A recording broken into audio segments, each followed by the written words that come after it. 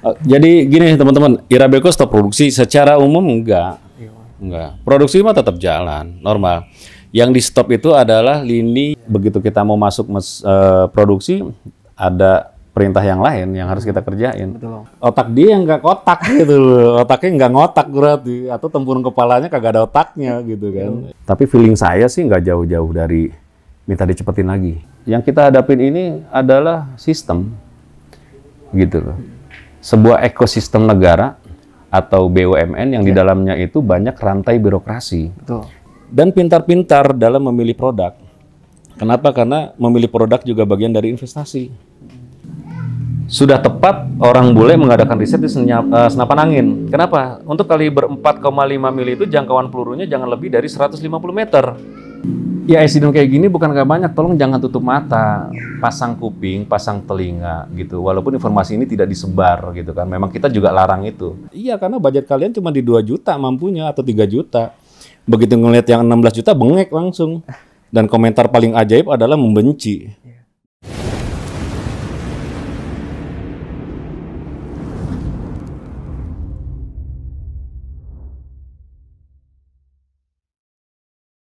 Assalamualaikum warahmatullahi wabarakatuh. Halo teman-teman sahabat Irabeco semuanya, balik lagi di Abel Wahyudi Channel dengan saya Sahrul Kumis. Sebelumnya apa kabar teman-teman semuanya? Semoga dalam kondisi yang baik pastinya Om ya. Nah sebelum kita buka, sekarang ini kita lagi di pemulihan atau di workshop Sumedang gitu Om ya. Nah bersama Om Abel di sini ya. Halo teman-teman, Assalamualaikum warahmatullahi wabarakatuh. Selamat sore. Ya. Nah, kali ini kita bakal bahas video yang kemarin gitu Om ya. Karena ada salah persepsi juga nih, banyak yang WA masuk atau komen-komen, ini beneran Irabeco stop produksi. Nah, karena dari judulnya gitu Om ya. Nah, ini mungkin dari jawaban dari kolom komentar yang di video kemarin yang kita buat di tanggal 22 Juli gitu Om ya. Sekarang tanggal 28 Juli di pemulihan Sumedang. Nah, ini Om ya. Ya, judulnya provokatif, Bro. Ya. Ya kan? Irabeco stop produksi Ya, gitu kan. betul. Ya, provokatif sih judulnya. Jadi gini teman-teman, Irabeco stop produksi secara umum enggak. Produksi mah tetap jalan, normal. Yang di stop itu adalah lini unit baru. Ini unit baru. Atau sebenarnya kita sudah menyiapkan beberapa desain sih ya. Untuk kita produksi yang nantinya bakal dijual juga. Tapi terkendala dengan waktu karena mesin yang kemarin kita bilang itu Rul. Lot untuk pembuatan senjata api di Pindad ini kan lagi tinggi dan kita diminta untuk percepatan kan. Jadi percepatan itu diakselerasi, disuruh dicepetin gitu. Kalau teman-teman nggak ngerti bahasa percepatan itu maksudnya gini. Dulu misalnya kita dikasih target waktu tuh 6 bulan buat beresin. Sekarang diminta tuh 3 bulan selesai. Itu namanya percepatan, minta dipercepat gitu loh, diakselerasi. Ya otomatis kerjaan-kerjaan yang sifatnya tidak lebih urgent daripada senjata api ya harus kita mundurin. Kita kalahin. Nah, jadi yang dikalahkan ya balik lagi di senapan anginnya karena full tim nih. Jadi tim kita dengan tim dari PI sendiri sekarang sudah tempur bareng untuk mengerjakan ini. Yang tadinya kan dulu tektokan tuh kan. Kita bikin part api, mereka bikin parts unit senapan angin. Nah, kayak gitu-gitu. Jadi sekarang ya dua-duanya untuk konsennya full di sana.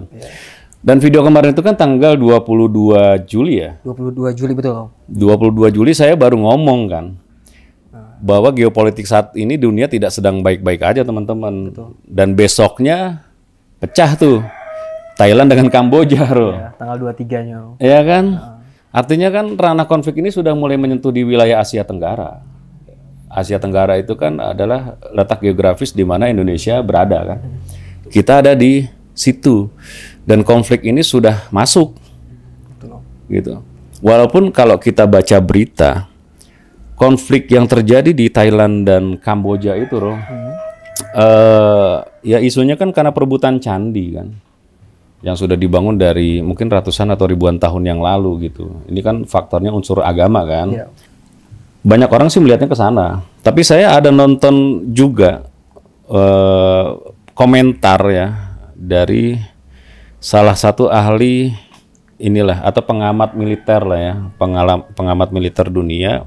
Cuma saya lupa kemarin namanya siapa. Dia bilang pecahnya perang Thailand dan Kamboja ini nggak murni karena isu soal agama atau candi itu tadi. Jadi memang itu sebetulnya luka lama kan. Jadi udah tahunan tuh luka lama yang udah dari zaman mungkin kakek moyang mereka gitu kan, ribut terus gara-gara itu. Akhirnya luka lama bersemi kembali. Nah cuma kan penyebab bersemi kembalinya itu kan apa gitu kan? Siapa yang memulai, siapa yang memicu? Apakah betul konfliknya terjadi karena dua bangsa ini antara Thailand dengan Kamboja atau ya ada sabotase? Artinya ada yang menyulut gitu, dan yang menyulut ini pihak luar, bukan dari Thailand, bukan dari Kamboja. Ya opini berkembang gitu ya. Kalau saya kan nontonnya tuh dari berbagai opini. Jadi saya coba memandang geopolitik yang terjadi di dunia saat ini dari berbagai sudut pandang, termasuk yang terjadi di Timur Tengah, kemudian mulai merambah masuk ke Asia Tenggara, ya kan saya bilang kemarin ngeri-ngeri sedep gitu. Betul. Dan sebenarnya mungkin ya tanpa sadar kenapa saya coba menghubungkan gini loh. Saya coba menghubungkan benang merah antara perintah untuk percepatan pembuatan komponen senjata api dengan peristiwa yang akhir-akhir ini terjadi dan mungkin akan terjadi next-nya lagi. Sudah terjadi kemarin. Dan mungkin akan terjadi besok atau lusa atau mungkin bulan depan atau tahun depan atau dalam waktu dekat ini gitu loh. Ketika kita baca kontrak itu atau surat untuk dipercepat itu kan, percepatan itu kan, ya kita sih senang-senang aja. Saya hanya berpikir waktu itu konflik itu hanya di wilayah Timur Tengah. Betul. Tapi memang sempat ada dengar juga isu kita jaga-jaga supaya kalau terjadi konflik yang meluas masuk ke wilayah Asia Tenggara, kita sudah harus siap. Oh berarti percepatan dari Pindad itu untuk persiapan Indonesia juga gitu ya? Ya pasti. Karena kan saya bilang kemarin ada bocoran sedikit, mungkin teman-teman nggak nangkep clue-nya. Seluruh negara di dunia saat ini, walaupun tidak terjadi konflik di dalam negaranya, tapi pasang status siaga. Contoh misalnya kayak Prancis, Jerman yang tidak terlibat langsung, mereka pasang alert kan, siaga. Akhirnya ya mereka ikut ikut berkolaborasi ya dalam perang itu kan, karena masuk di NATO, negara-negara sekutu. Akhirnya mau nggak mau mereka jadi harus siaga juga, kirim pasukan juga kan. Dan ini ranahnya sih nggak banyak orang yang ngerti sih, termasuk saya juga nggak begitu paham sebetulnya. Gitu. Cuman saya menghubungkan aja antara job yang dikasih ke kita berkaitan dengan alat-alat defensif atau alutsista ya kan, alat-alat untuk tempur dengan situasi yang terjadi saat ini. Baru kita ngomong tanggal 22. Kemudian besoknya terjadi perang antara Thailand dan Kamboja. Jadi saya malah mikirnya mungkin ada sesuatu yang sudah diketahui oleh para petinggi negara kita, terutama di militer dan presiden. Gitu. Dan itu mereka sudah tahu akan terjadi apa, gitu kan. Kemudian menginformasikannya ke kita dalam bentuk surat tugas tadi, atau SPK tadi ya. Percepatan itu. Ya, surat perintah kerja untuk melakukan percepatan penyelesaian pembuatan komponen senjata api, gitu. Nah, yang saya tahu juga untuk beberapa vendor lain di dalam Pindad sendiri kan ada yang masuk di divisi senjata, ada yang masuk di divisi transport, kendaraan tempur. Rata-rata hampir diakselerasi semua. Gitu. Percepatan semua. Iya. Ya kita nggak ngerti apakah ini ada kaitannya dengan geopolitik yang terjadi, atau memang Indonesia sekarang ini sedang siaga juga, ya kan? Secara senyap untuk menyiapkan diri agar kalau terjadi situasi yang nggak kita inginkan, paling tidak militer kita sudah siap. Ya, alutsista udah siap juga. Ya. Nah, beberapa komentar yang kemarin saya baca nggak nangkep ini. Mereka hanya ya gitulah. Itu kan yang mau kita bahas kan. Betul. Kayak gini nih. Tadi kan kamu tanya kan, ada beberapa komentar. Kita komentar pertama dulu deh. Ada pertanyaannya gini kan. Apa tadi? Masalah produksi apakah dilanjut atau enggak gitu ya? Iya, stop produksi. Mungkin baru lihat thumbnailnya aja kali Om, atau lihat judulnya. Oh, oke. Jadi enggak produksi jalan. Jalan, Om. Tapi hanya 3 unit 3 unit. 3 jenis ya? 3 tipe unit. 3 tipe aja. XL, Semar XL, kemudian Semar G5 sama Gaman V2. Gaman V2. Ya. Semar Neo Z habis. Betul, habis. Karena waktu itu kita bikin nggak banyak, cuma sekitar 550-an unit kalau nggak salah. Dan itu sudah habis. Harusnya memang masuk di, kita schedule kemarin ya, di semester 2 ini masuk di Juli itu jalan lagi produksi di Semar Neo Z gitu. Tapi jadi terkendala karena ya tadi, begitu kita mau masuk produksi, ada perintah yang lain yang harus kita kerjain. Betul. Makanya saya bilang kita stop produksi dulu di Semar Neo Z-nya. Kalau di G5 kemudian Gaman V2 sama XL tuh kita masih punya stok yang cukup banyak. Betul, masih ada. Ya, terutama di G5 sama XL ya. Ya. Itu masih aman lah, mungkin masih ada sekitar 150 sampai 200 unitan kan. Kecuali di Gaman V2 sudah sorted juga tuh, setahu saya tinggal berapa biji ya, berapa puluh atau berapa belas. Unit, ya. Ya kan, tinggal belasan unit. Jadi nggak banyak lagi, dan itu nggak bisa naik produksi juga. Padahal harusnya Juli sampai Desember di semester kedua ini kita bikin lagi. Cuman ya itu pasti nggak akan bisa dibikin, gitu. Jadi jawabannya itu teman-teman ya. Terus ada lagi komentar yang nanya, kalau udah ya ada yang masuk DP, apakah harus dikembalikan dan tidak dikerjakan lagi? Enggak, sepanjang ke 3 tipe tadi kan. Iya. Jadi kalau DP-nya untuk ke Semar Neo Z, DP-nya untuk ke XL sama ke Gaman V2, ya lanjut, nggak ada masalah. Tadi revisi bukan Semar Neo Z, Semar G5. Semar G5, ya. Semar G5 sama Semar XL dan Gaman V2 lanjut, nggak ada masalah. Tapi untuk Z kita nggak terima inden dulu. Ya. Ada yang kemarin juga setelah video ini tayang, nanya Japri juga ke saya, pengen masukin DP ke Semar Neo Z. Saya bilang, nanti dulu saya nggak berani jamin dalam 3 bulan ini bisa kita produksi. Gitu. Jangan-jangan malah sampai awal tahun pun akan berlanjut. Kan kemarin kita diminta itu November selesai kan. Untuk percepatan senjata api itu, Om. Jadi setelah November selesai baru kita siap-siap atau ancang-ancang lah ya untuk bikin di senapan angin. Ya. Dan baru aja kita bikin tanggal 22 ya kan, hari Jumat kemarin, Kamis malam saya ditelepon, diminta untuk ke Pindad. Jadi ya hari ini kita ada di Sumedang. Di workshop Sumedang atau pemulihan. Untuk membicarakan percepatan ini juga, gitu. Bahasannya apa saya nggak ngerti, saya belum tahu. Tapi feeling saya sih nggak jauh-jauh dari minta dicepetin lagi. Bisa nggak dipercepat lagi, gitu loh. Yang kemarin misalnya dikasih waktu 6 bulan jadi 3 bulan, sekarang mungkin bakal jadi 2 bulan kali disuruh selesainya, atau 1 bulan. Nggak ngerti juga nih teman-teman nih, kita nggak ngerti. Karena setiap kali ada pecah perang, ya kan, yang menciptakan potensi bahaya terhadap keamanan negara, ya duluan yang kena info itu pasti di pengadaan barang senjatanya atau PT Pindadnya, itu udah pasti.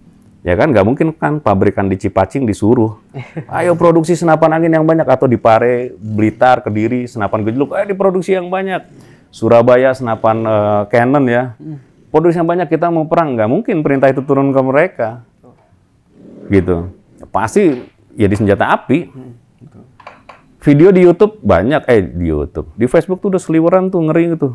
Kamboja sama Vietnam kan, senjatanya. Thailand. Thailand dengan Kamboja kan. Ya kalau kita ngeliat perangnya kayak gitu kan, saya bilang mustahil pakai senapan angin. Betul. Apalagi sekarang perangnya udah canggih. Jadi yang dikirim tuh drone-nya bawa bom. Terus rudal balistik, ya kan, yang bisa jarak tempuhnya di 2000 km. Jadi kalau ada yang komentar apa nih? Ini ada nih komentarnya juga. Nih. Banyak, Jack Sparrow 2713 akunnya. Saya tidak akan memutar-mutar dengan konflik dan kondisi dunia saat ini hanya untuk memperpanjang ketikan. Ada emoticon begini nih. Saya akan langsung ke intinya saja bahwa tren ini tidak dapat dilanjutkan karena kalah dalam persaingan dalam menggait konsumen. Komentarnya nyelekit. Tapi menurut saya sih kayaknya orang ini lebih banyak investasinya ke leher ke bawah nih. Bukan ke leher ke atas nih. Dia nggak ngisi otaknya dengan informasi yang benar gitu. Dia nggak baca geopolitik, dia nggak baca narasi pertumbuhan ekonomi, dia tidak membaca bahwa situasi perang dan konflik itu bisa membuat dunia ini gaduh. Dan bahkan isu terbesarnya adalah potensi the World War III kan, pecah perang dunia ketiga. Yang dibahas sama dia cuma begini bahasanya. Saya akan langsung ke intinya saja bahwa tren ini tidak dapat dilanjutkan karena kalah dalam persaingan dalam menggait konsumen. Pak, kita bukan yang nggak bisa gait konsumen, bro. DP masuk mah terus XL bahkan permintaan Z aja sama Neo Z itu masih banyak dan kita tolak. Neo Z, Saka, Equar tuh Neo Z, Saka, Equar itu diminta terus. Tuh. Tapi kita stoknya nggak ada. Kita nggak bisa, kan saya udah bilang tangan saya cuma 2. Tim kita nggak banyak. Udah gitu kita diketok palu. Saya ada satu komentar saya lupa. Nah, nanti saya baca nih. Takutnya saya kelamaan nih baca-baca di sini. Tapi dia bilang begini. Saya coba membantu menjawab gitu kan. Bahwa Irabelco itu bukan nggak mampu untuk mengikuti tren pasar, tetapi saat ini kita kan perusahaan kecil. Irabelco itu perusahaannya kecil. Kemudian bekerja sama dengan Raksasa, perusahaan besar Pindad. Nomor 1 di Indonesia yang memproduksi komponen senjata api gitu kan. Ya nggak mungkin lah kita yang ngatur mereka, masa semut ngatur gajah. Kan oncom gitu loh. Yang ada gajah pasti ngatur-ngatur semut. Kita banyak melakukan negosiasi gitu kan. Saya bilang, Pak, karena kita mau bukan bikin ini nih, kita sudah mendesain ini. Ya terhalang dengan regulasi gitu. Jadi yang kita hadapin ini, sorry ya teman-teman, yang kita hadapin ini adalah sistem gitu loh. Sebuah ekosistem negara atau BUMN yang di dalamnya itu banyak rantai birokrasi. Betul. Tidak bisa diputuskan hanya gini, bos gue mau bikin ini bisa nggak? Oke, lo bikin Bel. Nggak bisa, gitu. Itu proposalnya panjang. Masuk ke A, ke B, ke C, kemudian kita rapat lagi, baru difinalisasi. Setelah difinalisasi nanti bikin mock up, setelah mock up jadi dites lagi apakah ini membahayakan atau tidak, sesuai regulasi atau tidak. Nah, seribet itu, dia bilang kan ya memang ribet. Dan tapi itu tadi, kebanyakan komentator, saya bilang berhenti, ya kuranginlah rokoknya, ya kan, kurangin rokok, beliin pulsa yang banyak, beneran deh saya bilang, nonton, baca berita, ya kan, jangan putus dari internet tuh, isi brainstormingnya tuh, otaknya tuh dikasih storm gitu, dikasih badai yang baru, untuk melek fakta dunia hari ini, apa yang sebenarnya terjadi, gitu. Jangan melulu mengkaitkan ini dengan masalah sentimen pasar atau Irabelco sudah ditinggalkan pasar, Irabelco ketinggalan zaman, ketinggalan itu. Ya nggak masalah, kan bisnis kita yang lain berkembang. Hidup itu kan pilihan. Kalau saya sih memang pengennya sih idealis ya, artinya di Pindad jalan, di Irabelco juga tetap berjalan. Gitu loh. Kan kemarin saya bilang, di Senapan Angin ini adalah idealisme saya sebagai seorang anak bangsa kan, gitu kan. Saya pengen ada sumbangsi dari diri saya, untuk berkarya menggunakan mesin-mesin industri di Senapan Angin karena dari tahun 1946 sampai 1986 itu Koperasi Cipacing berdiri sampai ke 2013 itu masih menggunakan manual dan kita yang start pertama kali menggunakan mesin CNC dan saya pengen industri itu dari home industry bisa bergerak walaupun masih home industry, tapi bergerak paling tidak satu kasta lebih tinggi. Dengan penggunaan mesin-mesin tadi, gitu. Ya, kita dobrak. Saya sampai keluar resign dari kerjaan saya yang lama, ya kan? Untuk membaktikan diri saya dalam hal ini. Nah, ketika saya melihat sekarang teman-teman sudah banyak yang, teman-teman produsen ya, ada merek A, B, C, ya kita berkawan juga dengan mereka, gitu. Dan saya senang melihat perubahan Indonesia ini. Artinya, perubahan ini adalah perubahan yang memang sejak awal saya inginkan gitu loh. Menggunakan mesin CNC. Iya, saya pengen tuh apa ya? Produksi senapan angin Indonesia itu nggak stuck gitu loh. Pakai manual semuanya nggak sama, bikin 1 sama bikin 2 aja ukurannya berbeda. Kenapa nggak kita pasang yang namanya standarisasi produk? Apalagi label sekarang itu kan ada SNI kan, Standar Nasional Indonesia, helm ada SNI-nya, ya kan, dan lain-lain ada SNI-nya. Di Senapan Angin SN-nya nggak ada, cek aja, gitu loh, nggak ada. Sampai hari ini SNI di Senapan Angin itu memang tidak ada, belum ada lembaga yang menangani ini, gitu. Apalagi apa sih, kalau lembaga konsumen apa? YLKHI ya, YLKHI ya, Yayasan Lembaga Konsumen Indonesia kalau nggak salah. Jadi apa ya, karena tidak ada standarisasinya, saya kepengen minimal produsen-produsen kita nih, atau karena kan saya hobi kan di senapan angin, atau dunia senapan angin di Indonesia itu berkembang, gitu loh. Satu step lebih maju lah. Masa orang negara luar sudah pakai mesin CNC, kita masih manual terus. Modelnya masih itu aja. Nih model-model manual tuh ya kayak di belakang kamu tuh, ya kan? Atau yang model begini nih, senapan pompa aja, gitu kan? Atau model ini nih, ini HW77 nih, Ro. HW77. Yang model patah laras dulu kan ada senapan begini kan, teman-teman ya, yang patah laras mereknya tuh BSA Meteor. Saya pernah beli juga yang lokalannya ya. Kalau ini sih kebetulan karena impor aja. Ini barang koleksian. Ya saya pengen itu berubah masuk ke ranah PCP gitu. Dan alhamdulillah banyak yang ngikutin jejak kita kan. Sekarang banyak produsen baru gitu yang ikut.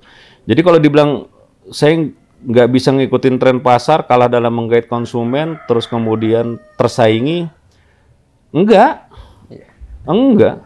Loh, justru kita membuka wacana baru dalam konsep berpikir para produsen di Indonesia itu supaya mau melirik mesin CNC. Betul. Dan saya tahu apa yang saya bicarakan, gitu. Jadi saya ngerti kalau orang sudah dikenalkan dengan CNC, kemudian dengan program komputer, CATIA bisa pakai juga buat program gambar itu. Apa sih namanya tuh kan? Selain CATIA kan? Kalau kita biasanya pakai CATIA sih, jadi saya ngerti CATIA doang. Ya dia bikin gambar program itu mendesain senapan, pasti nanti akan muncul ide-ide baru, dan itu kan one step gitu kan, satu langkah yang diambil untuk memulai langkah kedua, ketiga sampai ke beribu-ribu langkah ke depannya. Tapi kan seseorang harus memulai itu, dan saya kepengen sayalah yang memulai langkah itu gitu loh. Saya yang kepengen langkah pertama gue yang mulai deh. Tapi kalaupun ada yang lebih jago dari gue, ya alhamdulillah. Alhamdulillah. Karena kita sudah tua. Belum tua banget sih.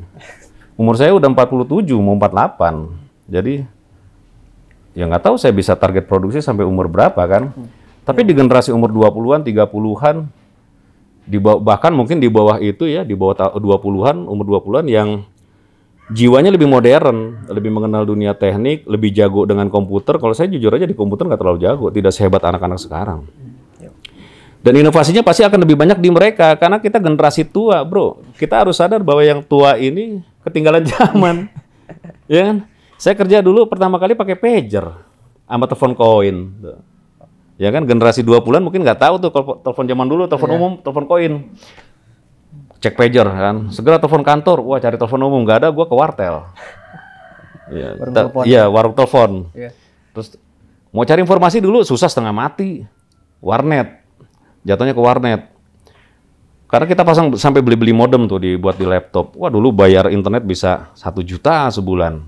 Itu juga yang ada loadingnya tuh udah kayak nunggu kebok jalan, lambat bener muter tuh. Kalau sekarang kan kalian pada pakai smartphone. Ya kan? Tinggal buka handphone, informasi itu bisa dibuka langsung pada saat yang sama, real time. Nggak ada lagi yang namanya hijab atau boundaries atau apa ya, menghalang gitu kan. Bisa langsung terobos. Cuman sayangnya smartphone sekarang ini lebih banyak dipakai sama orang-orang yang blow on. Jadi handphonenya cerdas, orangnya dongok gitu. Ngerti kan? Smartphone dipakai sama dumb people. Jadi handphonenya keren, canggih, cerdas, orangnya dongok. Jadi nggak bisa memperlakukan bahwa di dalam handphone yang dia genggam kayak gini nih, aduh handphone ini miliaran informasi bisa diakses.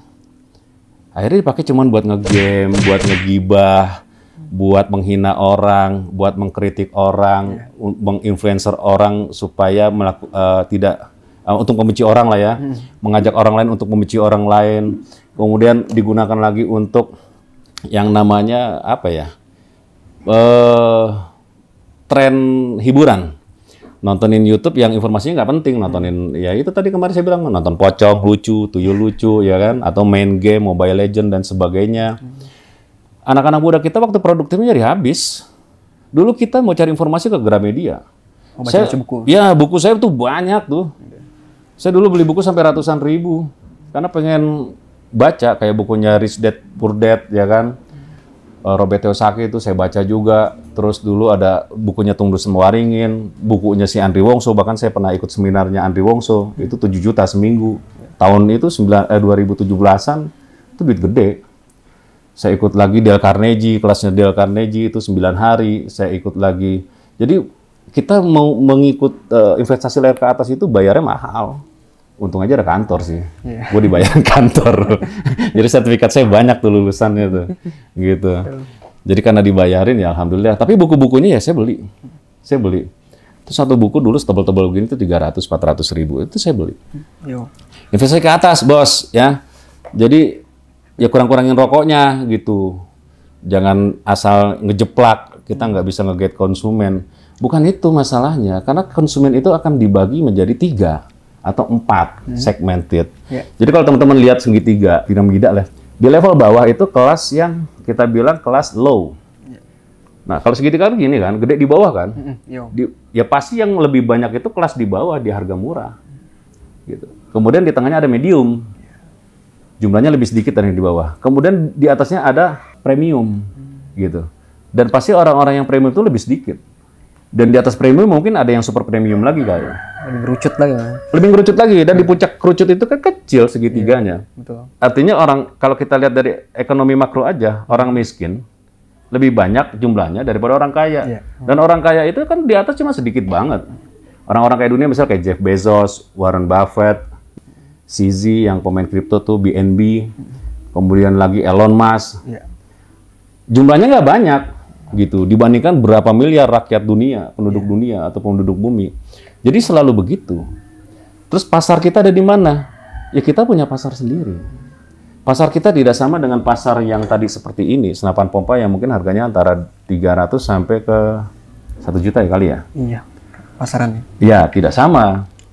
Atau pasar kita disamakan dengan pasar PCP yang kelasnya misalnya home industry atau masih manual. Itu juga tidak sama. Kita memilih target pasar. Gitu. Dan semakin ke atas target pasarnya semakin mengecil konsumennya. Bugatti, Lamborghini, Maserati, McLaren, pasarnya kecil di ujung dibandingkan dengan pasarnya Toyota Agya misalnya, atau Toyota Avanza, Daihatsu Xenia, atau di kelas-kelas yang di bawah itu kan. Ya, penjualan mereka akan lebih sedikit, Rul. Yang tadi Bugatti, McLaren dan lain-lain itu kan, Ferrari itu ada di situ ya lebih sedikit, itu udah pasti gitu.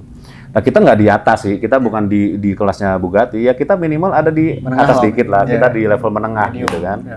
Kita di level menengah. Karena di atas itu ya ada senapan impor yang harganya kayak FWB 800 ya, 85 jutaan ya. Ya kan? Terus ada Unscoot yang harganya juga kurang lebih sama.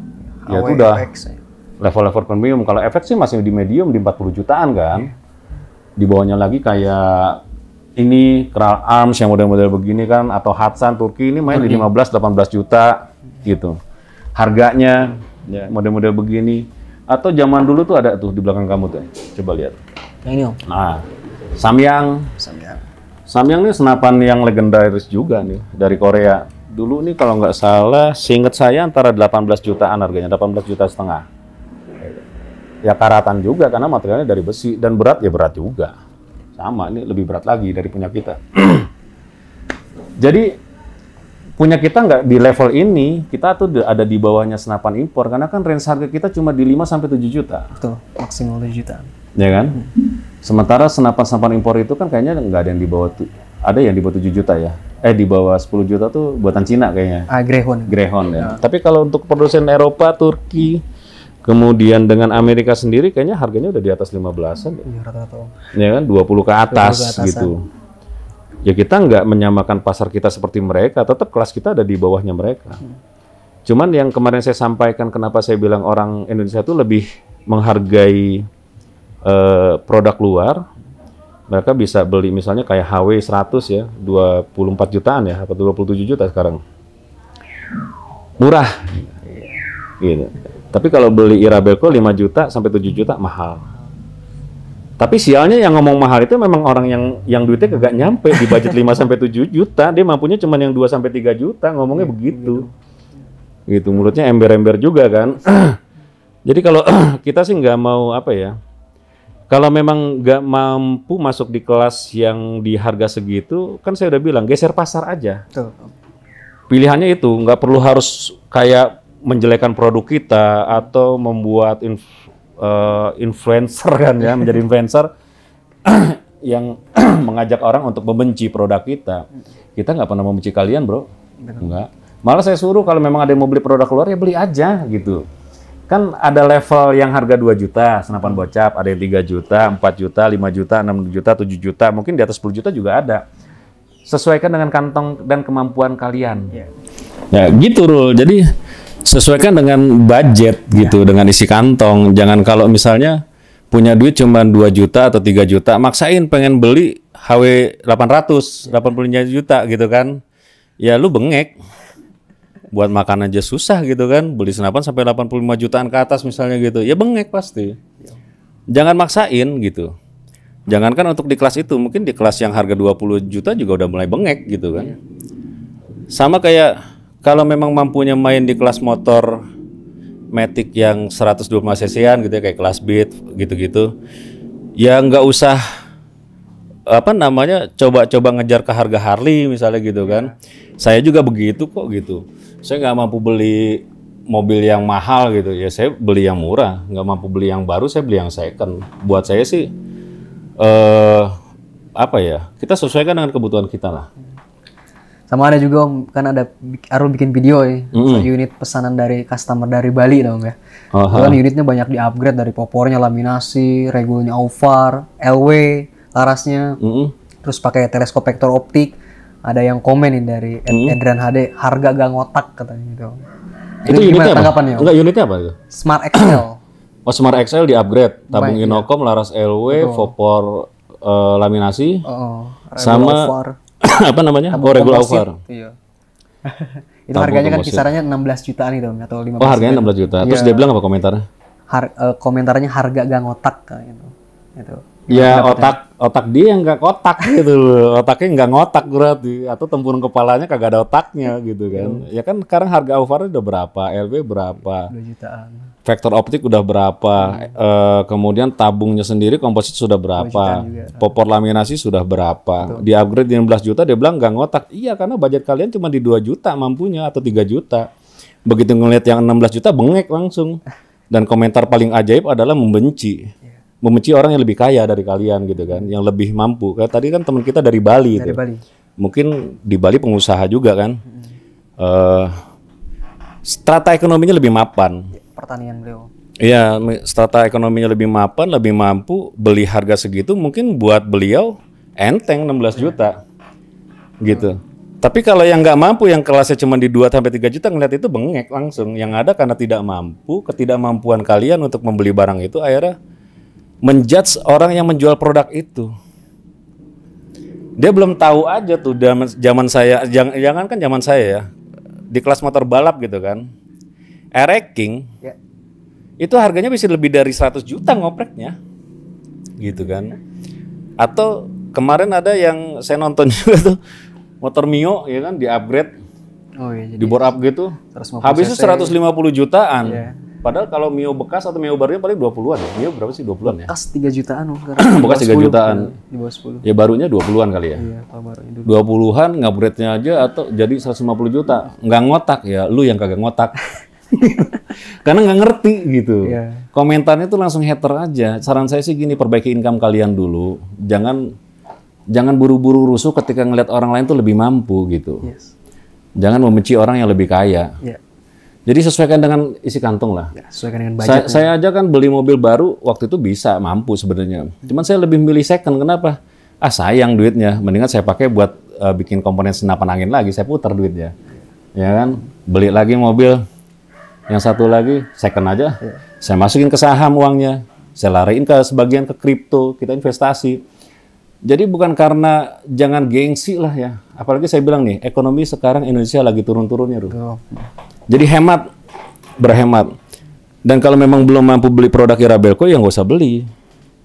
Beli yang sesuai dengan kantong. Sesuai dengan budget ya. Dan pintar-pintar dalam memilih produk. Kenapa? Karena memilih produk juga bagian dari investasi.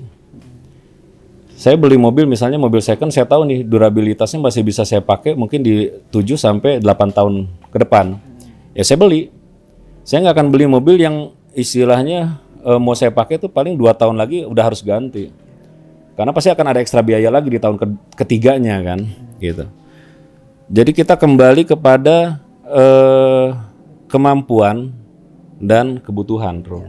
Itu begitu pun sama senapan angin juga Om ya, ketahanan sama safety-nya harus diutamakan juga kalau senapan angin Om. Oh, kita ngomong ketahanan dan safety ya. Safety. Nah, tadi tuh mana? Nah, nih. HW77 senapan apa sih?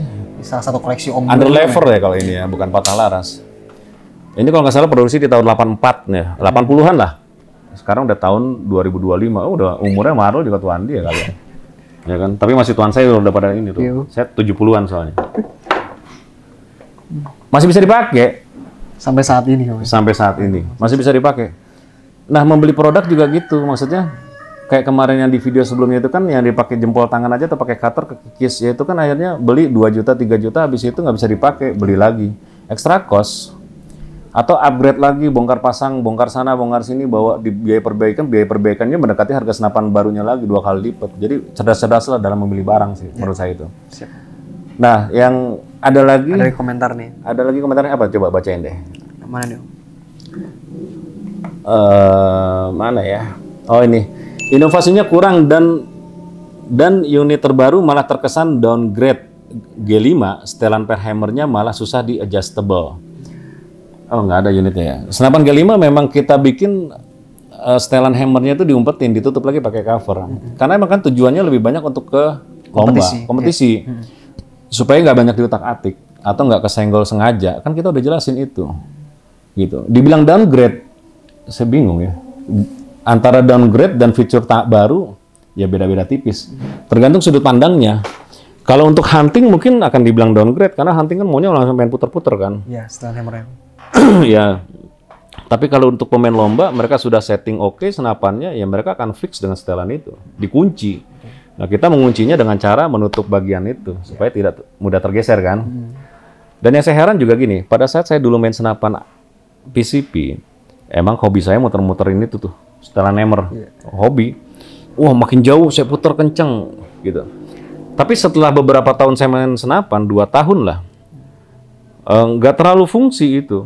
Saya lebih bukan meng-adjust di setelan hammernya.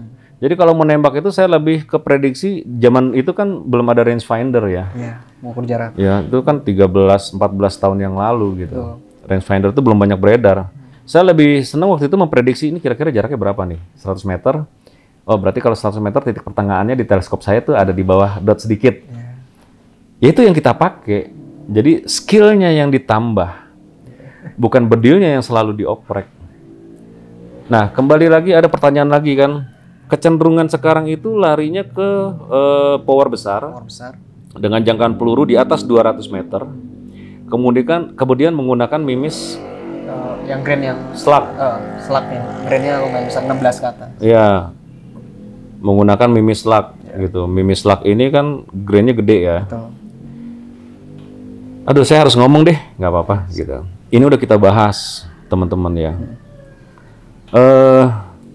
Saya ngobrol dengan ahli senjata dari 2 versi, senjata angin dan senjata api. Kalau senjata api kita bisa langsung direct konsultasi, ya kan, gudangnya dipindah tuh banyak tuh di divjatnya, divisi senjatanya banyak yang kita bisa sharing.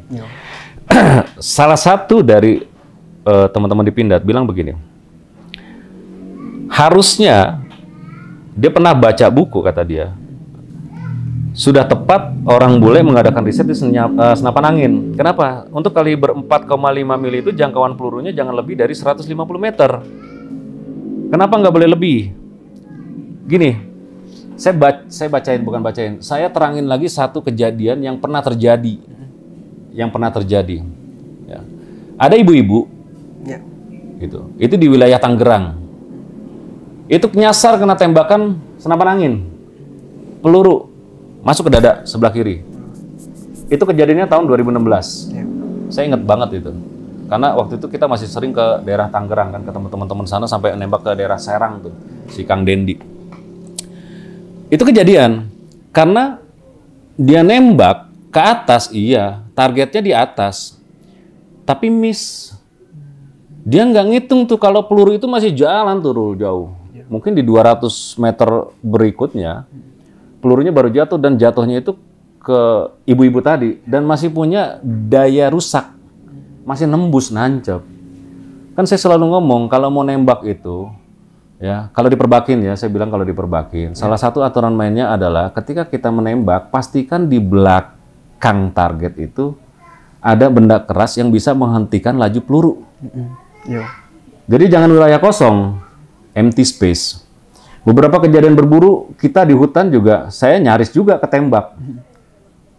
Jadi ada 2 tim kita berburu malam dari sana ngelepasin tembakan. Akhirnya kita ngejedar-jedor itu, dor sampai main center tuh. Weh, ada orang di sini, ada orang di sini. Kenapa? Karena ngeri. Kalian ya lu nembak aja gitu kan. Wah nggak kena nih, wah nggak kena. Bos, miss gitu kan. Pakai mimis yang jangkauan pelurunya 1 kilo gitu senapan angin. Dibikin dari 150 meter maksimal jadi bisa sampai 1 kilo lah 1000 meter. Lupa tuh kalau si peluru itu di belakang itu mungkin di meter ke 500-nya. Ada orang, ada petani. Kejadian ini udah banyak teman-teman. Di Riau pernah terjadi juga. Petani nggak sengaja di sawah ketembak juga.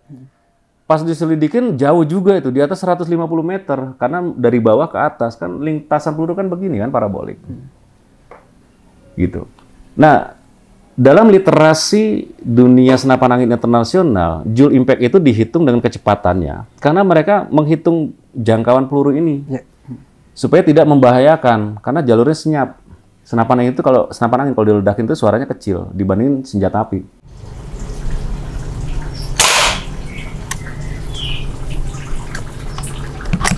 Kalau senjata api tanpa peredam diledakin itu mungkin radius 300 meter orang masih dengar. Kalau suasananya flat ya, kita bilang misalnya di daerah persawahan, ladang, hutan, itu masih kedengeran, bos. Kedengeran gemaknya. Kalau angin kan cetek, selesai.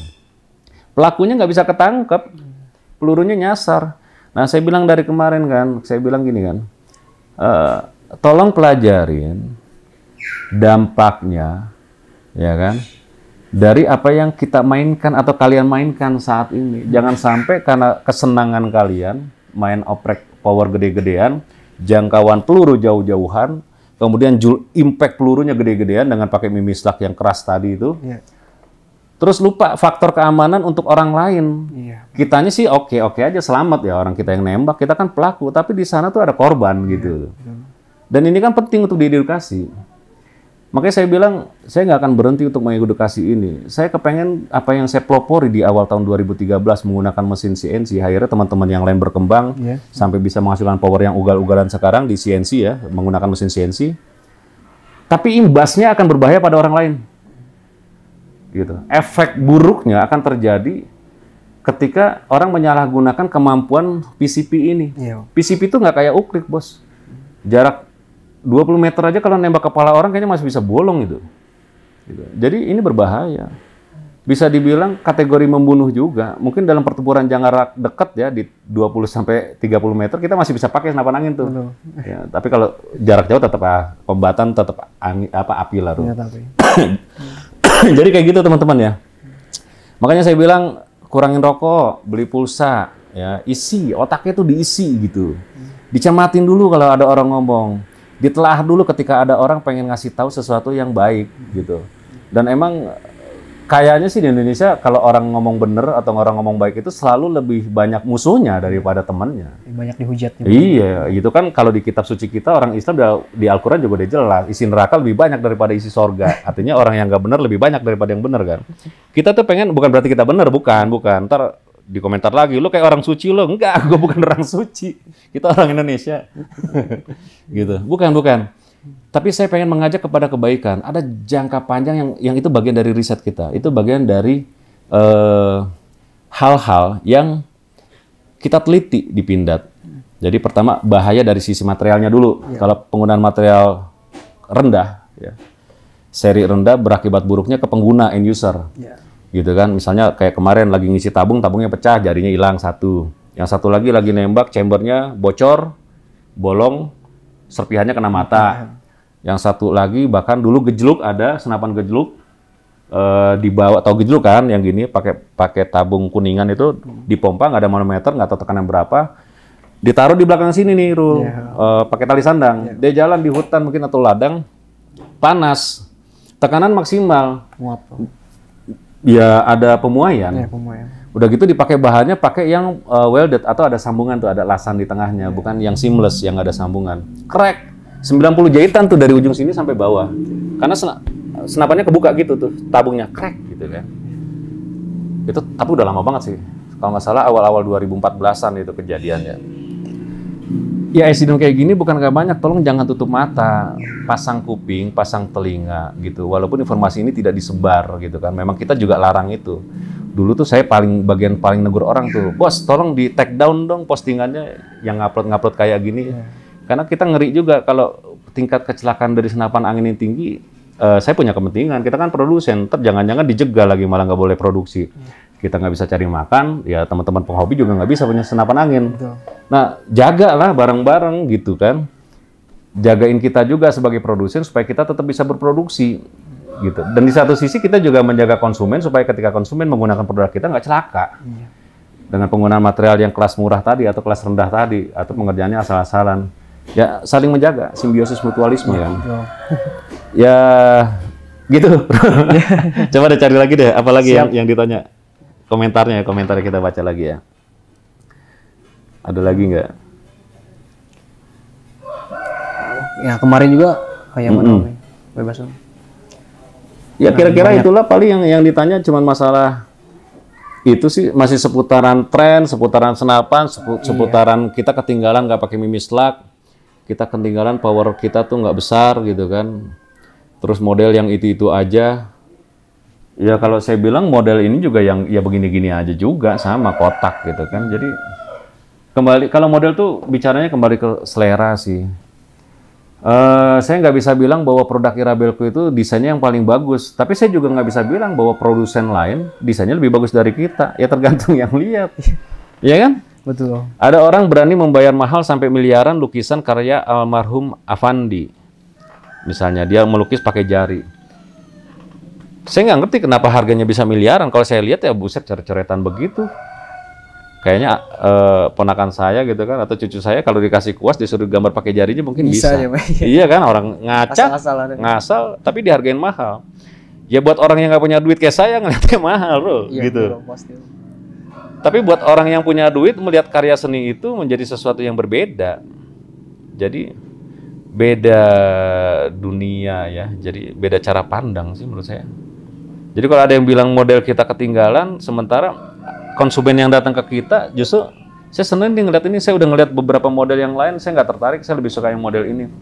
Selera nggak bisa digeneralisasi, karena selera orang berbeda-beda. Rokok aja mereknya banyak bener, motor aja mereknya banyak bener. Honda, Yamaha, Suzuki, Kawasaki ada 4, tipenya banyak banget variannya, ya kan? Mobil begitu juga. Jadi kembali ke selera. Betul. Selera itu nanti jangan juga gini, karena kamu suka dengan bedil merek A, kemudian ketika kalian melihat orang lain menggunakan bedil merek B, terus kalian menghujat dia, karena beda selera. Sama kayak pengguna motor Beat, menghina orang yang pakai Ninja. Wah apaan tuh Ninja tuh, sok kebut-kebutan gitu. Udahlah nggak usah banyak gaya, nggak usah banyak bacot, lu kagak mampu beli itu, selesai, udah masalahnya. Kadang arogansi kita itu yang membuat seolah-olah kita tuh bener menyalahkan produk luar, produk lain. Padahal ya ayo kembali bercermin, investasi lehernya ke atas aja. Ya, beli buku, ya kan, nonton podcast orang-orang yang punya ilmu, yang wawasannya luas, ya kan. Kurangin rokok, beli pulsa yang banyak. Terus ya jangan terlalu banyak bergaul dengan teman-teman yang juga nggak jalan, wawasannya. Ya. Kan ada pepatah zaman dulu tuh, kalau mau ikut wangi, kalau kalian mau wangi, maka sering-seringnya bergaul dengan tukang minyak wangi gitu, supaya kebagian wanginya.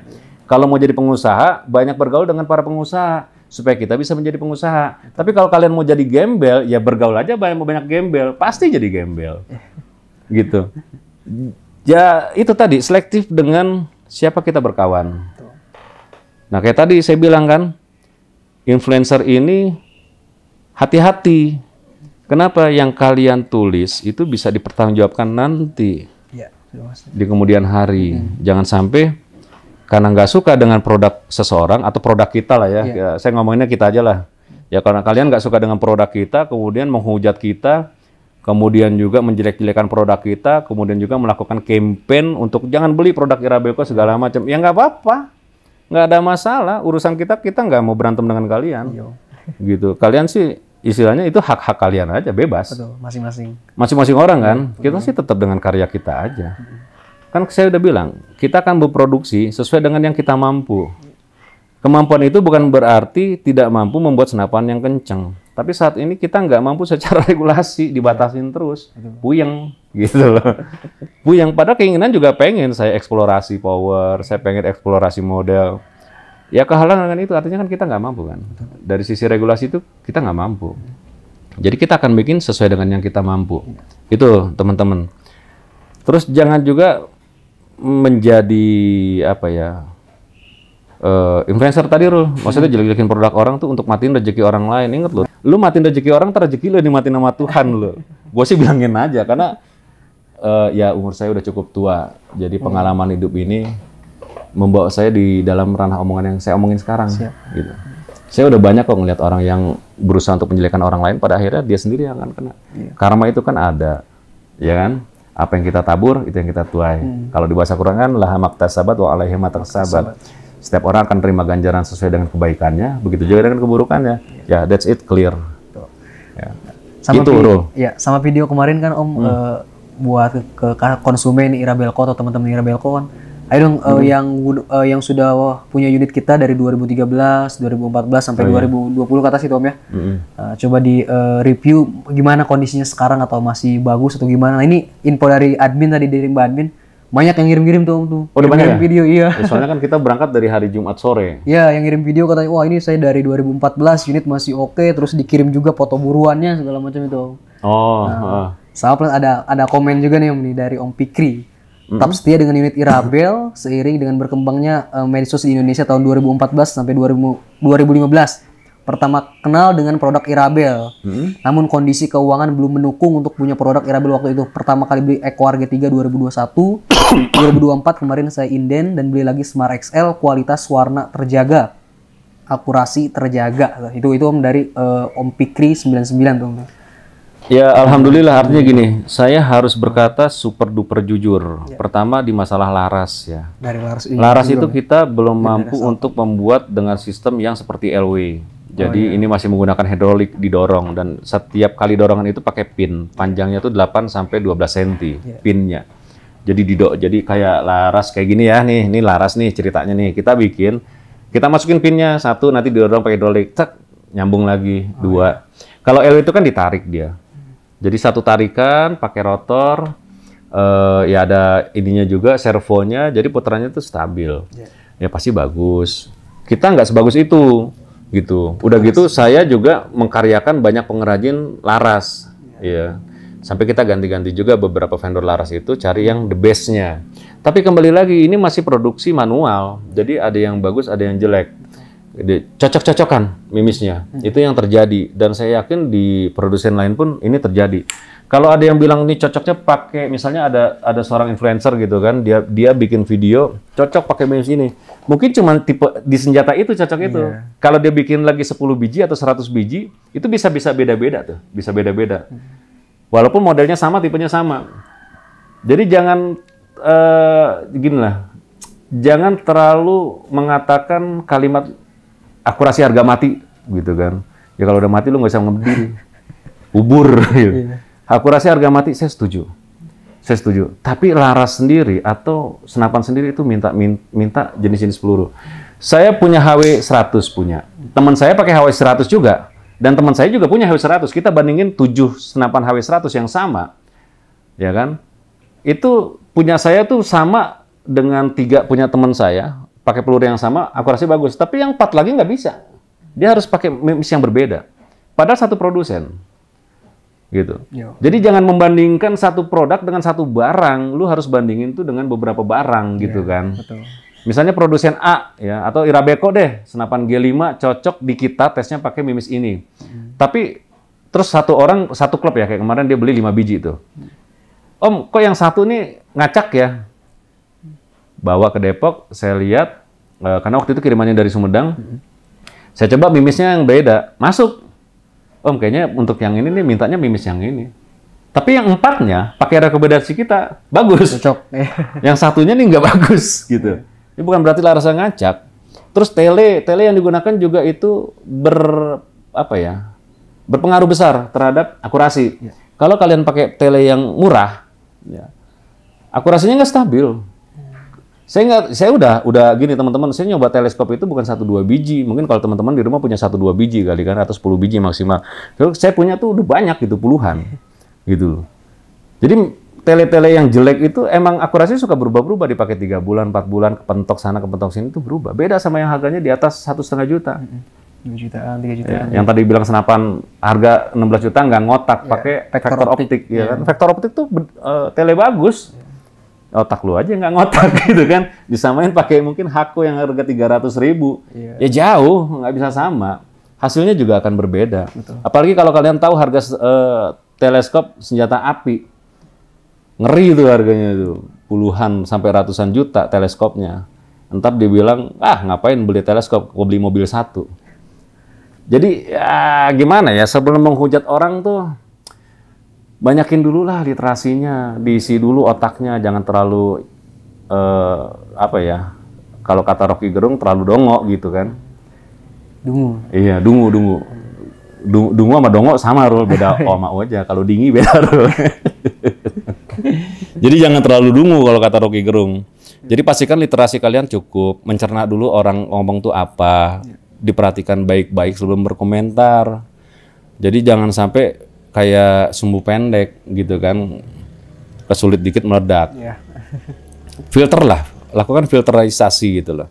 Dan cara memfilter itu ya memang harus dipenuhin isi otaknya dengan wawasan. Makanya saya bilang investasinya leher ke atas.